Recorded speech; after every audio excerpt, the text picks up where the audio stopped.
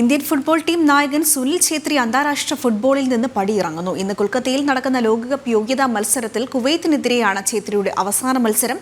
രാജ്യത്തിനായി 150 മത്സരങ്ങൾ കളിച്ചിട്ടുള്ള ഛേത്രി 94 ഗോളുകളാണ് സ്വന്തമാക്കിയിട്ടുള്ളത്.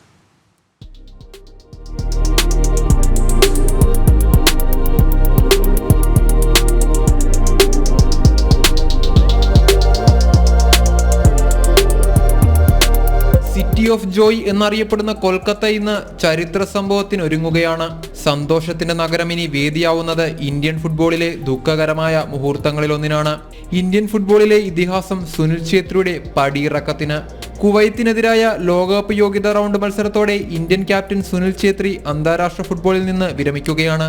കൊൽക്കത്ത സാൾട്ട് ലേക്ക് സ്റ്റേഡിയത്തിൽ ഇന്ന് രാത്രി 7 മണിക്കാണ് മത്സരം. കളിക്കുന്നത് ഇന്ത്യയും കുവൈത്തുമാണെങ്കിലും എല്ലാ കണ്ണുകളും ഛേത്രിക്ക് ചുറ്റുമായിരിക്കും. മെയ് 16-നാണ് ഛേത്രി വിരമിക്കൽ പ്രഖ്യാപിച്ചത്.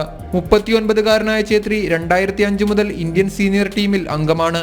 അന്താരാഷ്ട്ര ഫുട്ബോളിൽ ഗോളുകളിൽ ക്രിസ്ത്യാനോ റൊണാൾഡോയ്ക്കും ലയണൽ മെസ്സിക്കും പുറകിൽ 3-ാം സ്ഥാനത്താണ് സുനിൽ ഛേത്രി. 150 മത്സരങ്ങൾ കളിച്ച സുനിൽ ഛേത്രി 94 ഗോളുകളാണ് സ്വന്തമാക്കിയിട്ടുള്ളത്. സ്പോർട്സ് ഡെസ്ക്, ജനം.